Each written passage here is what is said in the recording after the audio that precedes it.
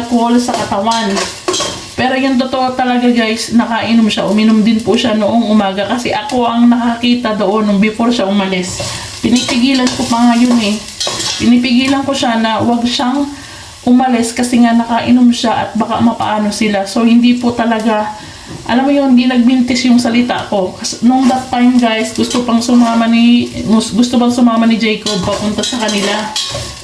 Gusto sumama sa paghatid dun sa kaibigan niya. Ako yung pumigil, inabol ko talaga yun si Jacob. Kinapitan ko, sabi ko hindi ka pwedeng sumama kasi baka mamaya mapaano sila, baka maaksidente ay nako, malaking problema, sabi ko.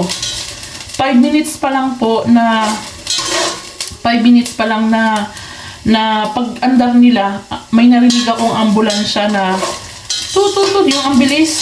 Sabi ko, hala, ano kaya nangyari? Kinabahan ako that time. And yun pala, nung tinatawagan ko yung asawa ko, tapos nakasagot ay nurse. Tapos sabi na, yun nga daw, nabangga nga daw yung asawa ko at saka yung kaibigan niya at hindi man maganda yung lagay.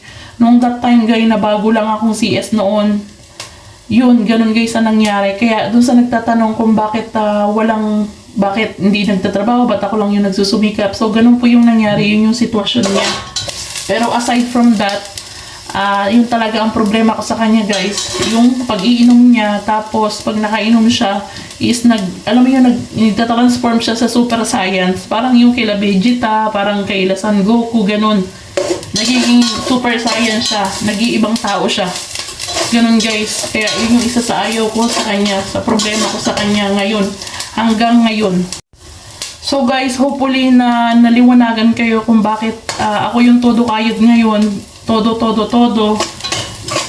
Kasi nga yun nga yung nangyari, yun yung sitwasyon namin. Kaya lang hindi mo rin naman masasabi na sobrang tagal naman na nangyari yun, ayaw niya lang talagang ayaw niyang i-force yung sarili niya na kailangan niyang gumawa kasi nga siya yung haligan ng tahanan, diba? Sa Tagalog, siya yung haligi ng tahanan. So, kapag ako nag-antay sa kanya na siya yung kumilos, parang walang mangyayari, baka abutin pa ako ng 20 years dito na hindi pa rin ako nakakauwi ng Pilipinas. So, ako na po yung gumawa ng way na kahit masakit sa akin, naiwan ko yung mga bata sa lugar niya, naggumawa ako. Kasi sabi ko, kapag nag-stay lang ako sa lugar na to, walang mangyayari. So, kailangan kong subukan yung desisyon na yun para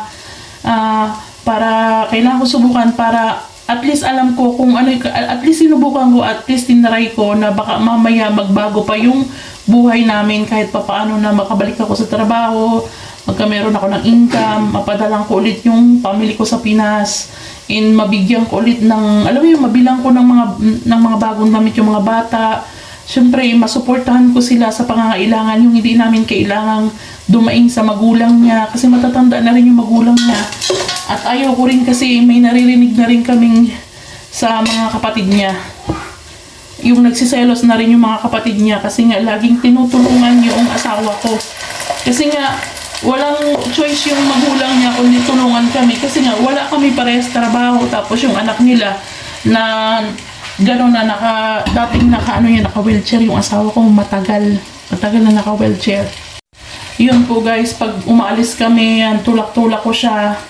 Tapos si Jacob at si Daniel, minsan ang nagtutulak sa kanya si Jacob. Makikita niyo yan sa video, kung mapanood nyo guys sa YouTube. Kung meron ako niyan sa parang reels sa YouTube, sa short video, makikita nyo dyan, tinutulak yun ni Jacob papunta sa kusina.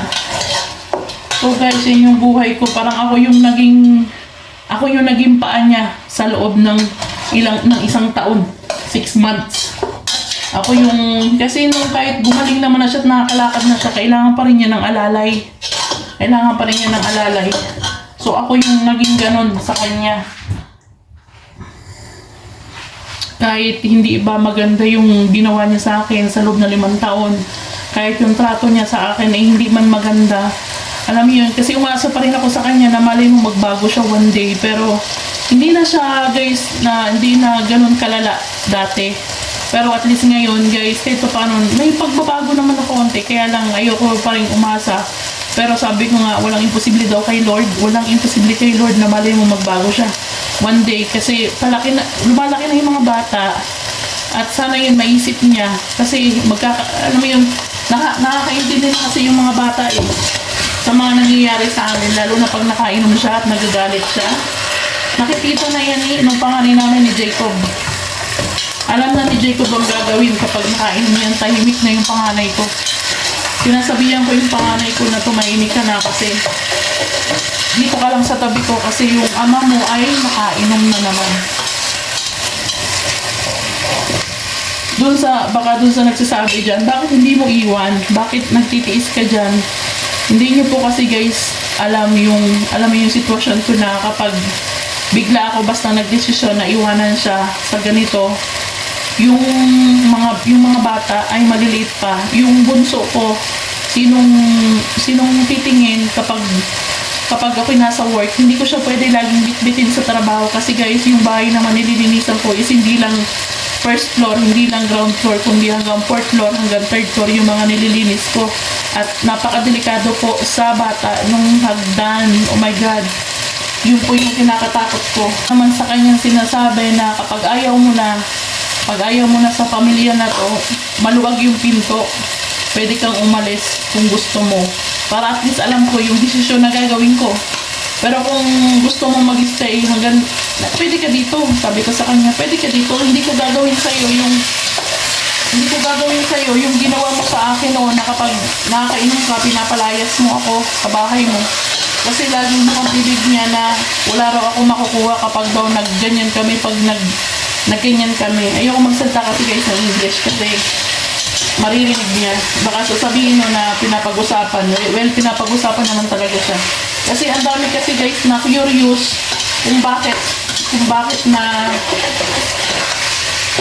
na ako lang yung nag-work. Bale guys, one month naman na siya sa trabaho niya. So, sasahod niya siya sa 10. Kaya, kahit pa paano, makakabayad na siya sa utang niya. Actually guys, ako po yung nagbabayad nung utang niya sa bangko. Ako yung nagbabayad.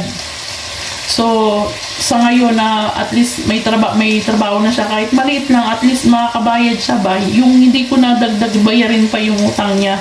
Kasi guys, mayroon akong binabayaran na bills namin, yung bahay, pagkain, gatas ng mga bata. At syempre, kailangan ko rin magpadala dun sa anak ko sa Pilipinas. Kasi sobrang laki na ng pagkukulang ko dun sa anak ko sa Pilipinas. Kaya gusto ko rin umuwi ng Pilipinas.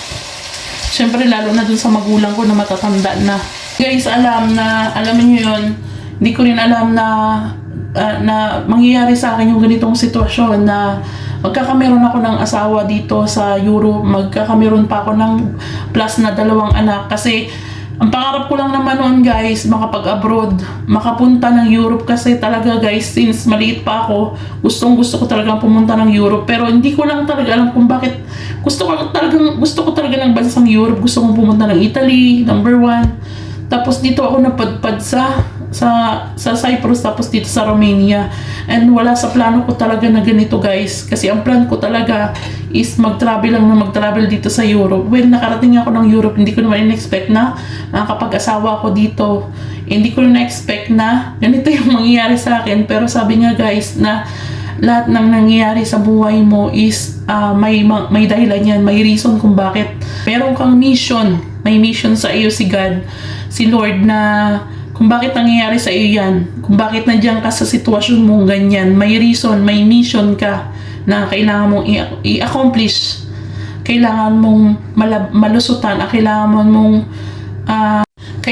mong malampasan. Kaya ikaw kabayan, kung nasaan ka man, kung nanonood ka at may problema ka, isipin mo na lang yung sitwasyon ko na kailangan kong lumaban, kailangan kong ako yung nandito ako sa ibang bansa na walang kamag-anak, walang kakilala na yung basta tutulong sa'yo na yung wala kang pamilya dito, wala kang dapat asahan kundi sarili mo lang. Kahit hindi man masama yung pakaramdam mo, kailangan mong kumilos kasi may 2 bata, 3 bata na umaasa sa akin. So yun guys, kung may problema ka, mag-pray ka lang, isabi mo lahat kay Lord kung ano yung sama ng loob mo, kung ano yung nararamdaman mo, kung ano man bigat ng nararamdaman mo, lahat ng yan ay guys ay may solusyon. So after mong mag-pray guys, mawawala lahat yan, yung bigat niyan.